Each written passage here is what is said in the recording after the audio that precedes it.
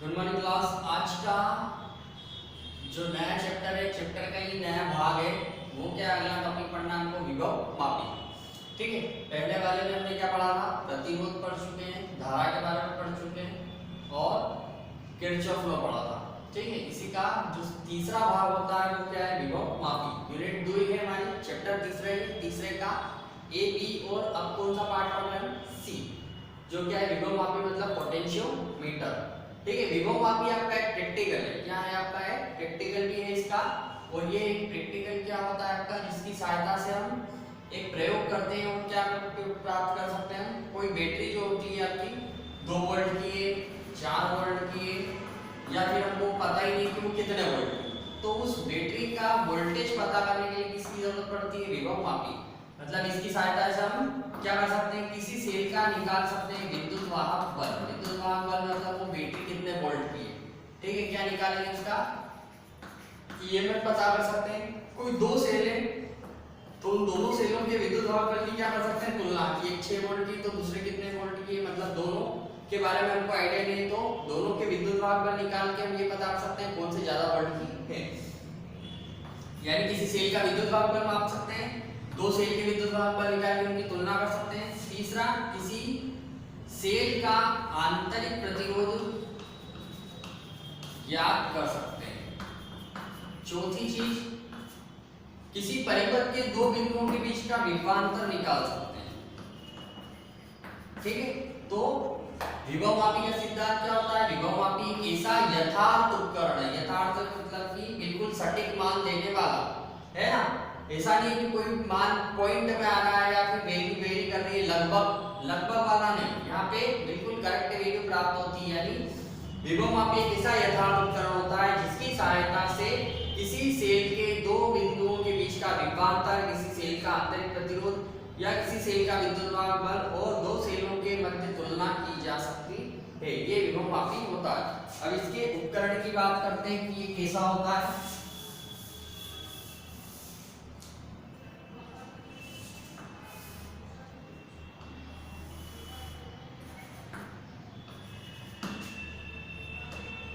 विभव मापी में एक तार होता है जिसकी लंबाई क्या मान लेते हैं हम, L। ठीक है, 100 सेंटीमीटर या 1 मीटर से ज्यादा लंबा तार नहीं होता है।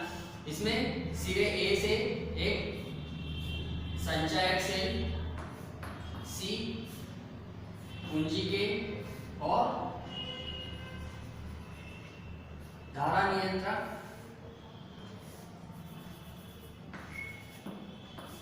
RH को जोड़ा जाता है।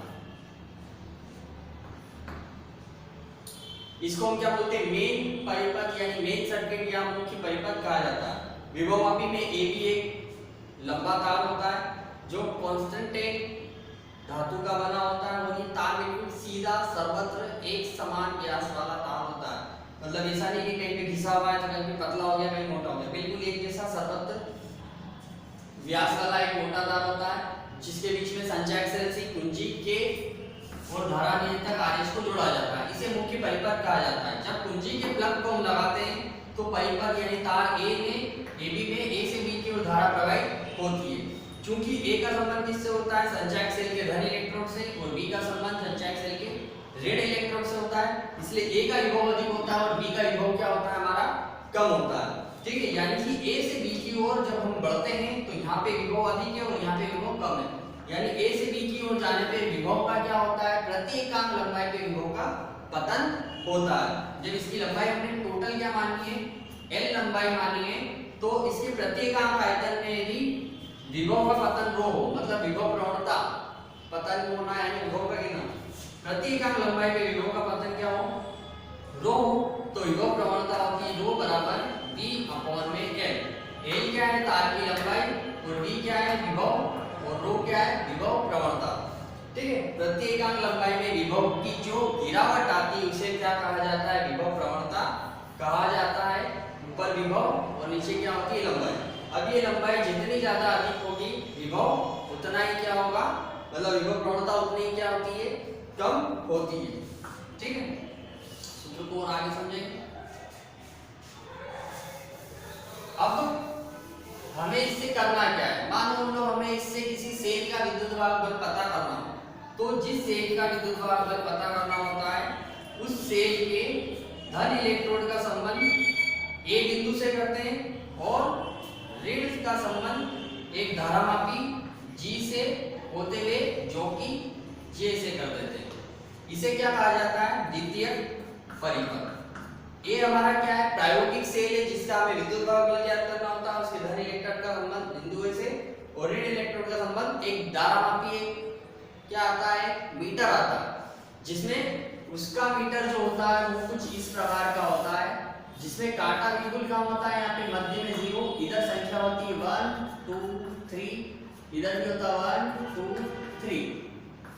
धारामापी जी, जब इसमें धारा प्रवाहित नहीं होती है, ये इसके दो पॉइंट होते हैं प्लस माइनस, इसको यहाँ पे जोड़ दिया, ठीक है, दो तार से।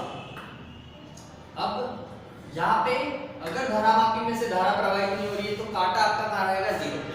अगर धारा की डायरेक्शन के हिसाब से इसका पॉइंटर मूवमेंट करता है, ठीक है, यानी जब हम इस तरफ यहाँ पे हैं तो आपका पॉइंटर इधर इंडिकेट करेगा और अगर आप यहाँ पे हैं तो पॉइंटर इधर इंडिकेट करेगा।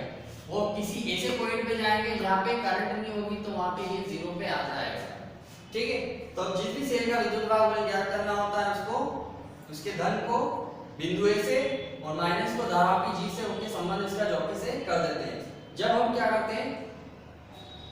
परिपथ यानी तार AB में धारा प्रवाहित करते हैं, तो जब हम जॉकी के किसी पॉइंट को बिंदु ए पे स्पर्श कराते हैं तो धारामापी में विक्षेप का मतलब होता है उसमें पॉइंटर का हिलना।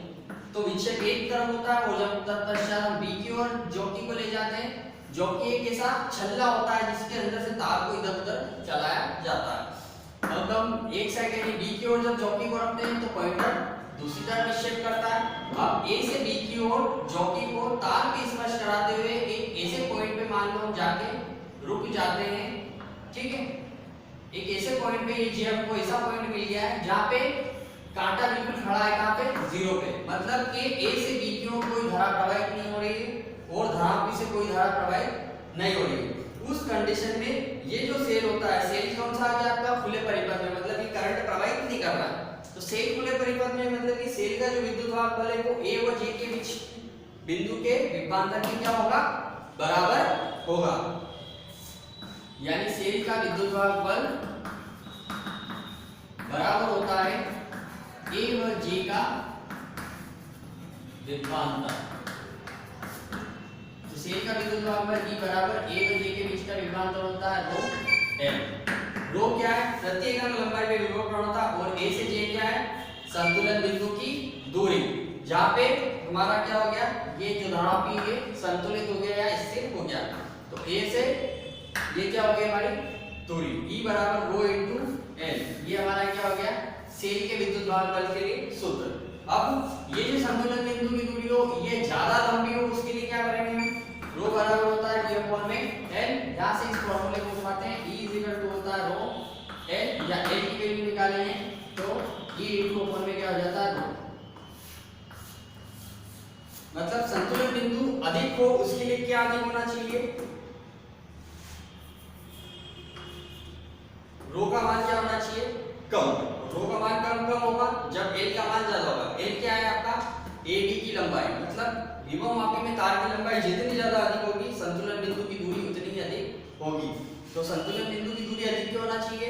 ताकि हम अधिक से अधिक अच्छा पाठ्यांक पढ़ सके। और अच्छा पाठ्यांक पढ़ेंगे मतलब सुग्रहिता विभवमापी क्या होगा? ज्यादा सर्वश्रेष्ठ मान देगा। अगला इसमें यही टॉपिक है विभवमापी की सुग्रहिता, ठीक है। तो विभवमापी एक अच्छा विभवमापी वही होगा जो क्या करे? कम से कम वैल्यू को भी क्या कर सके? अच्छे से पढ़ सके, यानी अल्प विभवांतर या विभव को भी माप सके। मतलब कि 0.1 या 0.2 वोल्ट भी हो तो ये उसको क्या करे? फाइंड या प्राप्त कर सके। तो अल्प विद्युत वाहक बल या विभवांतर को मापने के लिए माप सके वो विभवमापी क्या कहलाता है या उसकी सुग्रहिता क्या होती है? अच्छी होती है। तो उसके लिए उसके संतुलन बिंदु की दूरी क्या होना चाहिए? अधिक होना चाहिए। इसके उपयोग भी बता दिए मैंने आपको। 4 कार्य कर सकता है। इसके 2 छोटे डेरिवेशन है वो अगले डेरिवेशन में करेंगे। विभवमापी वोल्टमीटर से श्रेष्ठ क्यों है ये पढ़ लेते हैं।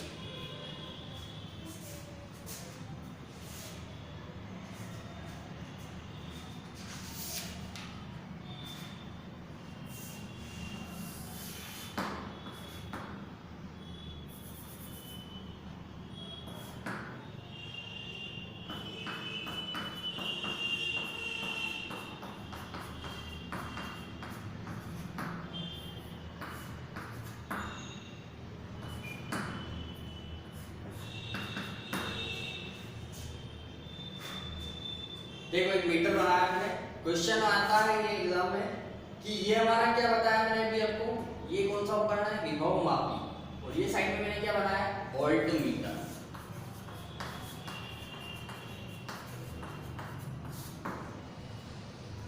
क्या बना दिया मैंने, वोल्ट मीटर।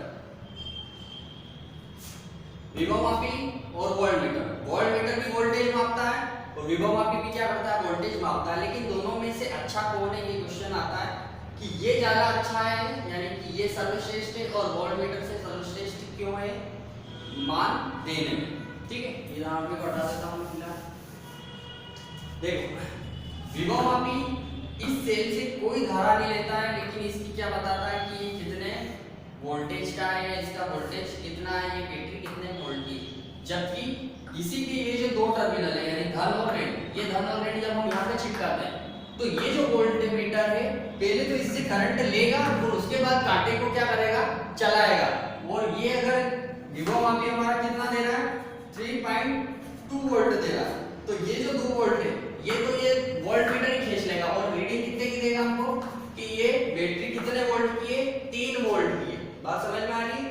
विभव मापी इसकी करेक्ट वैल्यू क्या दे रहा है हमको, 3.2 वोल्ट, लेकिन जो वोल्ट मीटर है वो इसमें से 2 वोल्ट क्या कर रहा है, 0.2 वोल्ट जो है वो तो खुद को चलाने के लिए ले ली, और रीडिंग क्या दे रहा है, 3 वोल्ट। मतलब ये सही मान देता है और ये क्या देता है, थोड़ा सा गलत या लगभग मान देता है। इसलिए विभव मापी वोल्ट मीटर से क्या होता है, श्रेष्ठ होता है। ठीक है, इसका आंसर सुना देता हूं मैं।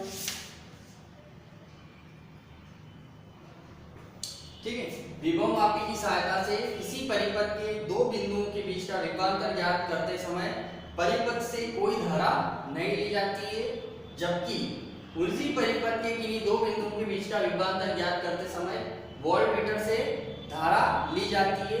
इसलिए विभव मापी वोल्ट मीटर से क्या होता है, ज्यादा श्रेष्ठ।